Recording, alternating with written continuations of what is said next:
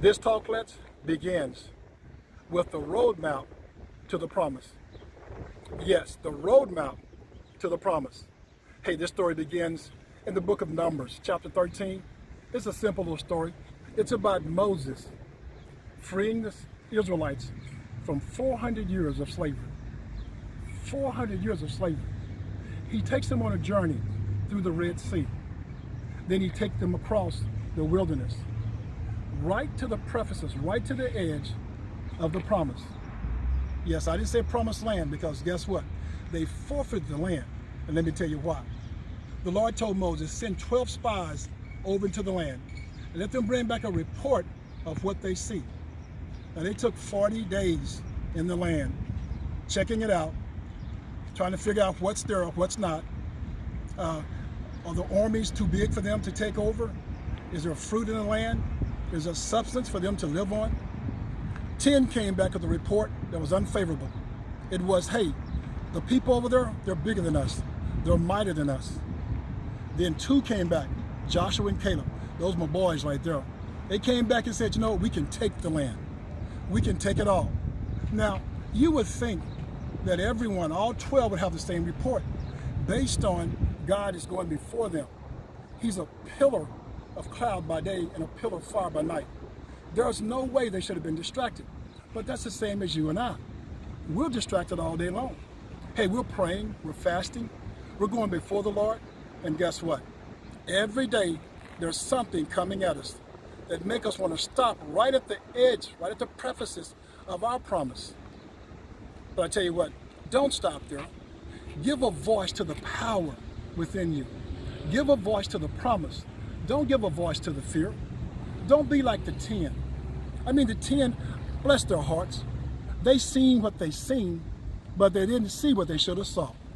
Because over in the promised land, there's milk and honey. They just came out of a dry desert wilderness. How do you compare that to milk and honey? Yes, there was giants in the land. Yes, it was. There was the enemy in the land. But watch this story turn just a little bit differently.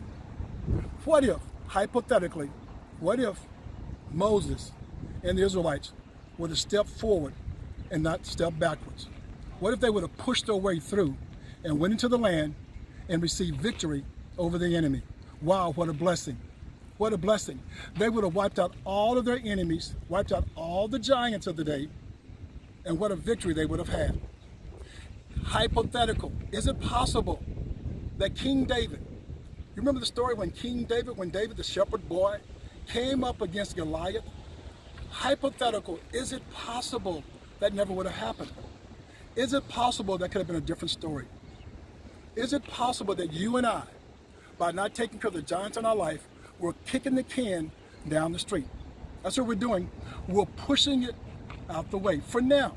And our children will have to deal with those issues later. Is that what we're doing? Are we like the children of Israel and Moses, where we bow down to power and not to promise? Wow. Look at what you're doing.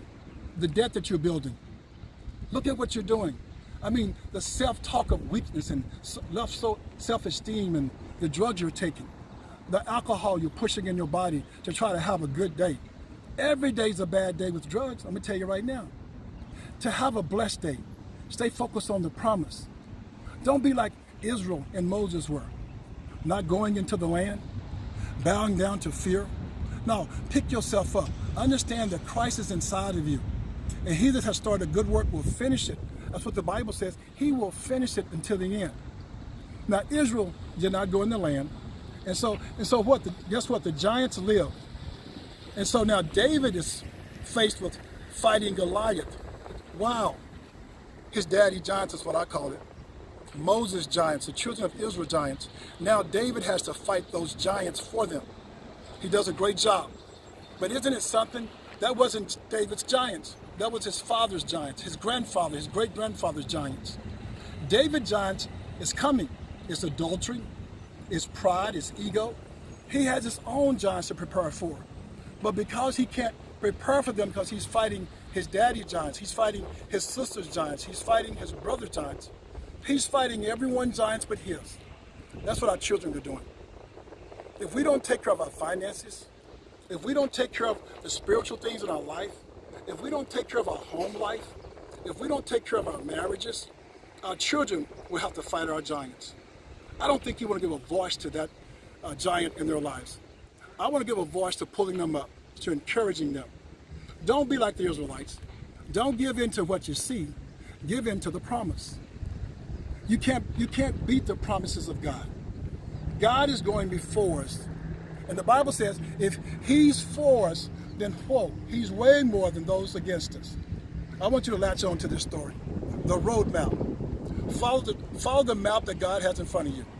We all know about GPS systems, and it gets us from one location to the next. That's what God was doing. God was leading Moses out of slavery, leading Moses and the Israelites across the Red Sea. He led them through the wilderness, and he led them right up to the brink of the promise.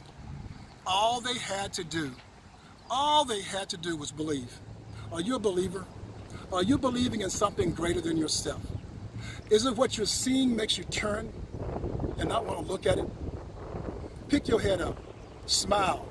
Be proud of who you are and whose you are. Because the roadmap to success, the roadmap to the promised land, to the promises within you. So use it well. God be blessed. Remember, at the end of the day, God is still God. Read your Bible, Romans 10:9.